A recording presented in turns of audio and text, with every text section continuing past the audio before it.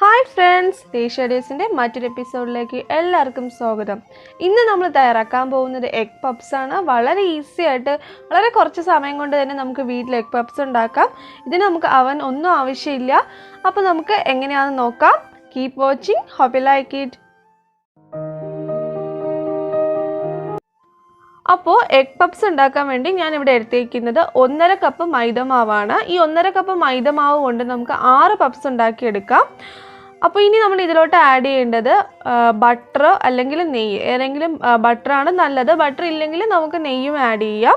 അപ്പോൾ ഏത് തന്നെയായാലും 1.5 ടേബിൾ സ്പൂൺ ആഡ് ചെയ്യണം. ഞാനിപ്പോൾ ഇവിടെ 1.5 ടേബിൾ സ്പൂൺ ബട്ടർ ആഡ് ചെയ്ത് കൊടുക്കുവാണ്. ഇനി നമ്മൾ ഇതിലോട്ട് ആഡ് ചെയ്യുന്നത് മുട്ടയാണ്. ഒരു മുട്ട ഇതിലോട്ട് ആഡ് ചെയ്ത് കൊടുക്കുക. ഞാനിപ്പോൾ ഇവിടെ നാടൻ മുട്ട എടുത്തിട്ടുള്ളതുകൊണ്ടാണ് നല്ല മഞ്ഞ കളറായിട്ടിരിക്കുന്നത്. അതിനുശേഷം നമ്മൾ ഇതിലോട്ട് ആഡ് ചെയ്യേണ്ടത് ഉപ്പാണ്. ഞാനിപ്പോൾ ഇവിടെ 1/4 ടീസ്പൂൺ ഉപ്പാണ് ആഡ് ചെയ്ത് കൊടുക്കുന്നത്. ഉപ്പും കൂടെ ആഡ് ചെയ്തതിന് ശേഷം ഇതെല്ലാം കൂടെ നന്നായിട്ടൊന്ന് മിക്സ് ചെയ്തെടുക്കുക. ഇനി നമുക്കിതിലോട്ട് വെള്ളം ആഡ് ചെയ്തിട്ട് കുഴച്ചെടുക്കണം. ആദ്യമേ ഒരുപാട് വെള്ളം ഒഴിച്ച് കുഴച്ചെടുക്കരുത്. കുറേശ്ശെ വെള്ളം ഒഴിച്ച് ഇതിന് നമ്മൾ നന്നായിട്ട് കുഴച്ചെടുക്കണം. അപ്പോൾ നമ്മളിപ്പോൾ ഇവിടെ മാവ് കുഴച്ചെടുത്തിട്ടുണ്ട്. ഇതിൻ്റെ ഒരു കൺസിസ്റ്റൻസി എന്ന് പറയുന്നത് നമ്മൾ ചപ്പാത്തി മാവ് കുഴയ്ക്കുന്നതിനെക്കാട്ടിലും കുറച്ചും കൂടെ ലൂസായിട്ട് വേണം ഇത് കുഴച്ചെടുക്കാൻ വേണ്ടിയിട്ട്. എന്നാലും ഒരുപാട് ലൂസ് ആവരുത്, കാരണം നമുക്കിത് പരത്തിയെടുക്കണം. ഒരല്പം ചപ്പാത്തി മാവിൻ്റെ ആ കൺസിസ്റ്റൻസിന് കുറച്ചും കൂടെ ലൂസായിട്ട്. അതിനുശേഷം നമുക്കിതൊരു 15-20 മിനിറ്റ് ഇതൊന്ന് റെസ്റ്റ് ചെയ്യാൻ വയ്ക്കാം. ആ സമയത്ത് നമുക്ക് നമ്മുടെ മസാല തയ്യാറാക്കി എടുക്കാം. അപ്പോൾ എഗ് പപ്സിൻ്റെ മസാല കൂട്ട് തയ്യാറാക്കാൻ വേണ്ടി ഞാനിവിടെ ഒരു ചീനിച്ചട്ടിയിൽ എണ്ണ ചൂടാക്കിയിട്ടുണ്ട്. അതിനുശേഷം ഇതിലോട്ട് ഞാൻ സവാള അരിഞ്ഞത് ഇട്ട് കൊടുക്കുകയാണ്. 2 മീഡിയം സൈസിലുള്ള സവാള നൈസായിട്ട് അരിഞ്ഞതാണ് ആഡ് ചെയ്ത് കൊടുക്കുന്നത്. പിന്നെ ഞാനിവിടെ യൂസ് ചെയ്തത് വെളിച്ചെണ്ണയാണ്. നിങ്ങൾക്ക് ഇഷ്ടമുള്ള ഏത് ഓയിൽ വേണമെങ്കിലും യൂസ് ചെയ്യാം. അതിനുശേഷം ഈ സവാള ഒന്ന് വഴറ്റി കൊടുക്കുക. ഇനി നമ്മൾ ഇതിലോട്ട് ആഡ് ചെയ്യാൻ പോകുന്നത് പച്ചമുളക് ഉണ്ടല്ലോ. പച്ചമുളക് നന്നായിട്ട് ചെറുതായിട്ട് അരിഞ്ഞതാണ്. 3 പച്ചമുളകാണ് ഞാനിപ്പോൾ ഇവിടെ എടുത്തേക്കുന്നത്. അതിനുശേഷം ഇതൊന്ന് വഴറ്റി കൊടുക്കുക.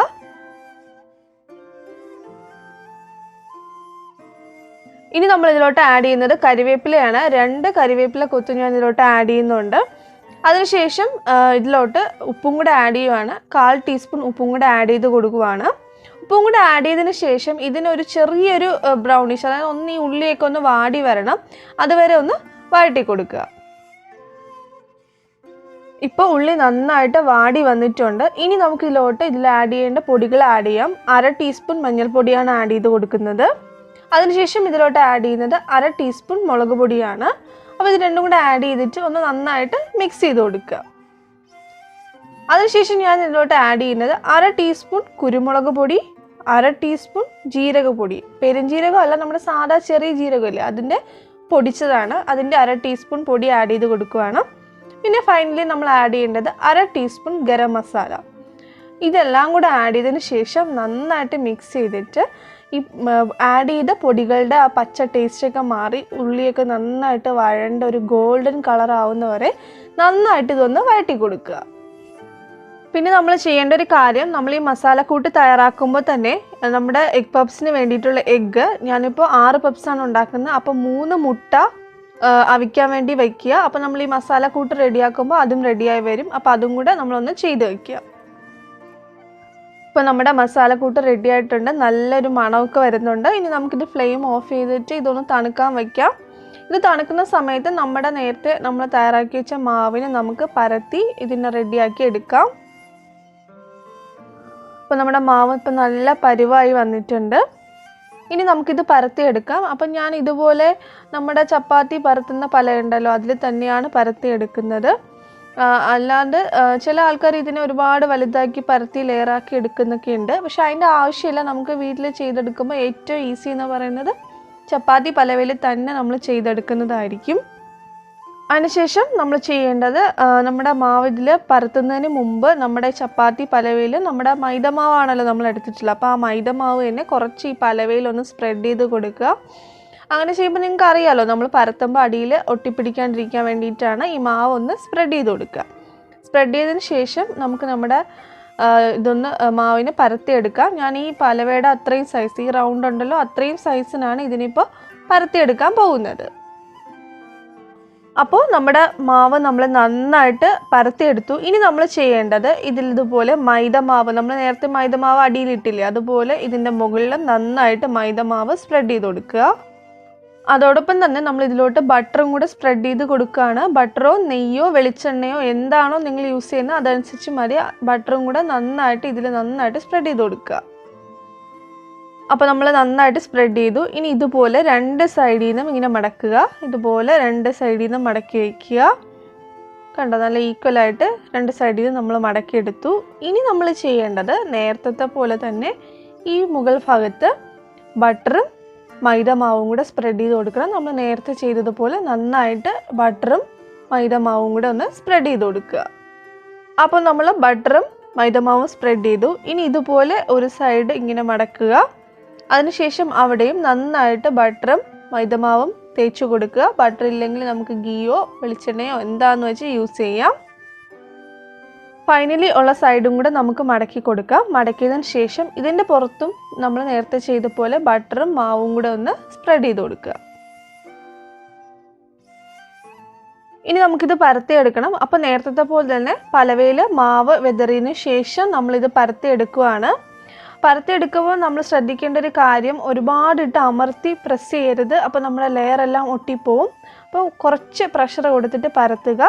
പിന്നെ മാക്സിമം അതിൻ്റെ ഇതൊരു സ്ക്വയർ ഷേപ്പിലാണ് എപ്പോഴും നമുക്ക് കിട്ടേണ്ടത്. അപ്പോൾ ആ ഒരു ഷേപ്പ് മാക്സിമം നിർത്തിക്കൊണ്ട് അതൊന്ന് പരത്തിയെടുക്കുക. അപ്പോൾ നമ്മളിത് പരത്തിയെടുത്തു. ഇനി നമ്മൾ ചെയ്യേണ്ടത് ഇതിനൊന്ന് ഷേപ്പ് കിട്ടാൻ വേണ്ടിയിട്ട് ഇതിൻ്റെ സൈഡൊക്കെ ഇതുപോലെ ഒന്ന് കട്ട് ചെയ്ത് കളയുക. കട്ട് ചെയ്തതിന് ശേഷം നല്ലൊരു ഷേപ്പാക്കി എടുക്കുക. അതിനുശേഷം ഇതിനെ നമുക്ക് 6 ഭാഗിച്ചെടുക്കാം. നമ്മൾ 6 പപ്സാണ് ഉണ്ടാക്കുന്നത്. അപ്പോൾ അതിനെ നമുക്ക് 6 പീസായിട്ട് ഇതിപ്പോൾ നമുക്ക് കട്ട് ചെയ്തെടുക്കാം. ഇനി നമുക്ക് ഓരോ പീസായിട്ട് എടുത്തിട്ട് ഇത് പരത്തണം. അപ്പോൾ നമ്മൾ ഫസ്റ്റ് പീസ് എടുത്തിട്ടുണ്ട്. ഇനി ഇതിനെ ഒന്ന് ചെറുതായിട്ടൊന്ന് പരത്തിയെടുക്കുക. കാരണം നമുക്കിതിൽ ഫില്ലിങ്സ് നിറയ്ക്കണമല്ലോ. അപ്പോൾ അത് നിറച്ച് വയ്ക്കാനുള്ള സൈസിന് ഇതുപോലെ ജസ്റ്റ് ഇതൊന്ന് പരത്തിയെടുക്കുക. പരത്തപ്പോൾ ശ്രദ്ധിക്കുക, അതിൻ്റെ ഷേപ്പ് ഒന്ന് പോവാണ്ട് തന്നെ നമുക്കിതൊന്ന് പരത്തിയെടുക്കുക. അപ്പോൾ നമ്മളിപ്പോൾ ഇത് പരത്തി എടുത്തിട്ടുണ്ട്. പരത്തുമ്പോൾ ശ്രദ്ധിക്കേണ്ടത് ഒരുപാട് പ്രഷർ കൊടുത്ത് പരത്തി എടുക്കരുത്. ഇനി നമുക്കിതിലോട്ട് ഫില്ലിങ്സ് നിറയ്ക്കാം. നമ്മൾ നേരത്തെ ഉണ്ടാക്കി വെച്ച മസാല കൂട്ട് ആഡ് ചെയ്ത് കൊടുക്കുകയാണ്. അതിനുശേഷം നമ്മൾ ഇതിലോട്ട് ആഡ് ചെയ്യുന്നത് ഒരു മുട്ടയുടെ പകുതി ഇതുപോലെ വെച്ച് കൊടുക്കുക. ഇനി നമുക്ക് ഓരോ കോർണറിൽ നിന്ന് ഇങ്ങനെ എടുത്തിട്ട് നമുക്കൊന്ന് ജോയിൻ ചെയ്ത് കൊടുക്കാം. അപ്പോൾ ആ 2 കോർണറും കൂടെ ഒന്ന് വെച്ചിട്ട് ഒന്ന് പ്രസ് ചെയ്ത് കൊടുക്കുക. അതുപോലെ അപ്പത്തെ 2 സൈഡിൽ നിന്നും നമ്മളിതുപോലെ എടുത്തിട്ട് ഇതുപോലെ ഒന്ന് പ്രസ് ചെയ്ത് കൊടുക്കണം. ഇതുപോലെ എടുത്തതിന് ശേഷം ഒന്ന് പ്രസ് ചെയ്യുക. അതിനുശേഷം ഇതിൻ്റെ 4 കോർണേഴ്സ് ഉണ്ടല്ലോ, അവിടെയും കൂടെ നമ്മളിതൊന്ന് ജസ്റ്റ് ഒന്നിങ്ങനെ ഒന്ന് പ്രസ് ചെയ്ത് കൊടുക്കുക. അപ്പോൾ ഇത്രയേ ഉള്ളൂ, നമ്മുടെ സ്റ്റഫിങ് റെഡി ആയിട്ടുണ്ട്. അപ്പോൾ ഇതുപോലെ നമുക്കിനി ബാക്കി പീസസും കൂടെ ഒന്ന് ചെയ്തെടുക്കാം. അപ്പോൾ നമ്മളിപ്പോൾ 6 പീസസും ചെയ്തെടുത്തു. ഇനി നമ്മളിതൊന്ന് എഗ് വാഷ് ചെയ്യണം. എഗ് വാഷ് ചെയ്യുകയെന്ന് വെച്ചാൽ ഒരു മുട്ട നന്നായിട്ട് ഒന്ന് അടിച്ചെടുത്തതിന് ശേഷം ഇതുപോലെ ഒരു ബ്രഷിലെടുത്തിട്ട് ഇതിൽ ഫുള്ളായിട്ട് നന്നായിട്ടൊന്ന് സ്പ്രെഡ് ചെയ്ത് കൊടുക്കുക. അങ്ങനെ 6 പീസസിലൊന്ന് സ്പ്രെഡ് ചെയ്ത് കൊടുക്കുക. അപ്പോൾ നമ്മുടെ സ്റ്റഫിങ് റെഡി ആയിട്ടുണ്ട്. ഇനി നമുക്കിതൊന്ന് ഫ്രൈ ചെയ്തെടുക്കാം. അപ്പോൾ ഞാൻ ഇതുപോലെ ഒരു നോൺ സ്റ്റിക്ക് പാൻ എടുത്തിട്ടുണ്ട്. അതിനുശേഷം അതിൻ്റെ അടിയിൽ കുറച്ച് എണ്ണ, ഒരുപാട് എണ്ണയൊന്നും വേണ്ട, അത്യാവശ്യം കുറച്ച് എണ്ണ ഒഴിച്ചതിന് ശേഷം ഇതുപോലെ അടച്ച് വെച്ചിട്ട് എണ്ണ തിളയ്ക്കുന്നത് വരെ ഇതുപോലെ ഒന്ന് അടച്ച് വെച്ച് ഇതൊന്ന് പ്രീ ഹീറ്റ് ചെയ്തെടുക്കുക. ഇപ്പോൾ നമ്മുടെ എണ്ണ നന്നായിട്ട് ചൂടായിട്ടുണ്ട്. ഇനി നമുക്ക് നമ്മുടെ പപ്സ് ഇതിലോട്ട് ഇട്ട് കൊടുക്കാം. കണ്ടോ, ഇതിൽ എത്രത്തോളം എണ്ണ ഉണ്ടെന്ന് നിങ്ങൾക്ക് മനസ്സിലായല്ലോ. ഒരുപാട് മുങ്ങി നിന്നിട്ടില്ല, പക്ഷേ കുറച്ച് ഇത്രയും എണ്ണയെങ്കിലും ഇട്ടില്ലെങ്കിൽ നമ്മുടെ പപ്സ് കരിഞ്ഞു പോവും. നമുക്ക് എണ്ണ കുറച്ച് ഉപയോഗിച്ചാൽ മതിയെങ്കിൽ ചെയ്യേണ്ടത് കുറച്ച് എണ്ണയോ ബട്ടറോ ഈ പാത്രത്തിൽ തേച്ചതിന് ശേഷം ബട്ടർ പേപ്പർ വെച്ച് കൊടുക്കുക. അതിൽ മുകളിൽ നമ്മളിങ്ങനെ ചെയ്തെടുക്കുകയാണെങ്കിൽ നമുക്ക് എണ്ണ കുറച്ച് ആഡ് ചെയ്താൽ മതി. ഇവിടെ ഞാൻ ഫുൾ എണ്ണയിലാണ് ചെയ്യുന്നത്. അപ്പോൾ നമ്മൾ ഇതുപോലെ ചെയ്തതിന് ശേഷം ഇതുപോലെ ക്ലോസ് ചെയ്ത് ഒരു ലോ ഫ്ലെയിമിൽ ഒരു 4-5 മിനിറ്റ് നമ്മളിതുപോലെ ഒന്ന് കുക്ക് ചെയ്തെടുക്കുക. ഇപ്പോൾ 5 മിനിറ്റ് ആയിട്ടുണ്ട്. നമ്മൾ ശ്രദ്ധിക്കേണ്ടത് ഫ്ലെയിം എപ്പോഴും ലോയിൽ വയ്ക്കുക, അല്ലെങ്കിൽ കരിഞ്ഞു പോവും. ഇനി നമുക്കിതിനൊന്ന് മറിച്ചിട്ട് കൊടുക്കാം. മറിച്ചിട്ടിട്ട് അടുത്ത സൈഡും കൂടെ നമുക്ക് വേവിച്ചെടുക്കാം. ഇത് കണ്ടോ, നന്നായിട്ട് മൊരിഞ്ഞ് വന്നിട്ടുണ്ട്. പക്ഷേ കരിഞ്ഞൊന്നും പോയിട്ടില്ല, കറക്റ്റായിട്ട് മൊരിഞ്ഞ് വന്നിട്ടുണ്ട്. ഇനി നമ്മളിത് മറിച്ചിട്ടതിന് ശേഷം ഒരു മീഡിയം ഫ്ലെയിമിൽ ഇട്ടിട്ട് നമ്മളിതുപോലെ ഒന്ന് ഇതിങ്ങനെ അങ്ങോട്ടും ഇങ്ങോട്ടും മറിച്ച് കൊടുക്കുക. അപ്പോൾ ആ സൈഡൊക്കെ ഒന്ന് എണ്ണയിൽ മുങ്ങുന്ന രീതിയിലാക്കി നമ്മൾ എല്ലാ സൈഡും ഇതൊന്ന് ഫ്രൈ ചെയ്തെടുക്കുക. മൈദമാവ് ഇല്ലെങ്കിൽ നമുക്ക് അതിന് പകരം വേണമെങ്കിൽ ഗോതമ്പ് മാവ് യൂസ് ചെയ്തിട്ടും ഇതുപോലെ പപ്സ് ഉണ്ടാക്കാം. ബാക്കി പ്രൊസീജിയേഴ്സൊക്കെ സെയിം ആണ്, പക്ഷേ ടേസ്റ്റ് കൂടുതൽ മൈദമാവിൽ ചെയ്തെടുക്കുന്നതായിരിക്കും. അപ്പോൾ നമ്മുടെ പപ്സ് റെഡി ആയിട്ടുണ്ട്. കണ്ടോ, നല്ല നമുക്ക് കടയിൽ നിന്ന് വാങ്ങുന്ന അതേ കളറിൽ തന്നെ നമുക്ക് കിട്ടിയിട്ടുണ്ട്. ഇത്രയും നമ്മളിത് വേവിച്ചെടുത്താൽ മതി. ഇനി നമുക്കിതിൽ നിന്ന് എണ്ണയിൽ നിന്ന് കോരി മാറ്റി എടുക്കാം. ഇനി ഒരുപാടിട്ട് വേവിക്കേണ്ട, പിന്നെ അത് ഭയങ്കര ഹാർഡായി പോവും. ഈ ഒരു രീതിയിലാവുമ്പോൾ തന്നെ നമുക്കിതിൽ നിന്ന് കോരി മാറ്റി എടുക്കാം.